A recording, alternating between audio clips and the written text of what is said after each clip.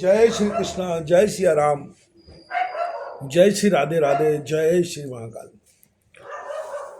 इस वीडियो में आपको श्रवण कराएंगे प्रजा की उन्नति के लिए राजा राजा की आवश्यकता क्या होती है। इसी विषय में आपको बताएंगे।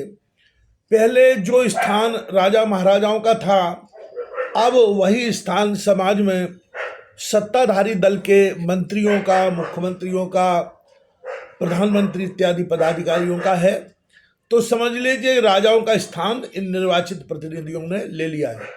तो जैसे समाज में राजा की आवश्यकता होती थी, वैसे ही अब इन पदाधिकारियों की भी आवश्यकता है।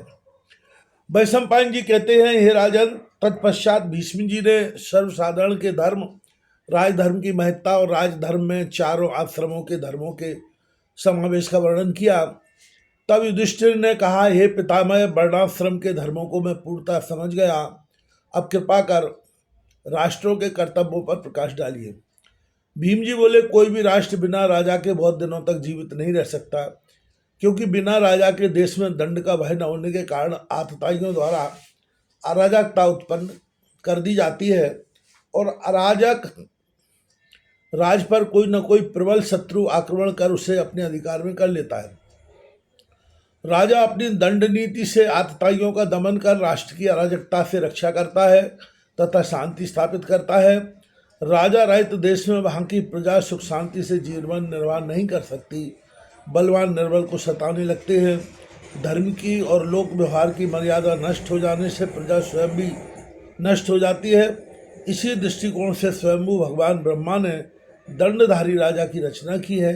इसलिए तो राजा को विप्र भी विष्णु रूप बतलाते हैं। इसके पश्चात राजा युधिष्ठिर ने पूछा, हे बाबा, राजा का अपने शत्रु को परास्त कर अपने देश की किस प्रकार रक्षा करनी चाहिए? उसे अपनी प्रजा, परिवार और सेवकों का विश्वास पात्र होने के लिए क्या करना चाहिए? विष्णु जी बोले, हे राजन, राजा को इंद्रिय निग्रह कर मन को वश में करना चाहिए। जिस राजा ने अपने मन को वश में कर लिया है, वह शत्रु पर विजय पा सकता है। अपने राज्य की सीमा पर, दुर्ग में, नगर में तथा अपने महल के आसपास विश्वस्त और बलवान सैनिकों को नियुक्त करना चाहिए। शत्रु के गुप्त भेदों का पता लगाने के लिए परिश्रमी गुप्तचरों की नियुक्ति करनी चाहिए। अपने देश के प्रधान सामंतों से मित्रता रखनी चाहिए। इन साधनों से संपन्न होकर राज्य की रक्षा करनी चाहिए।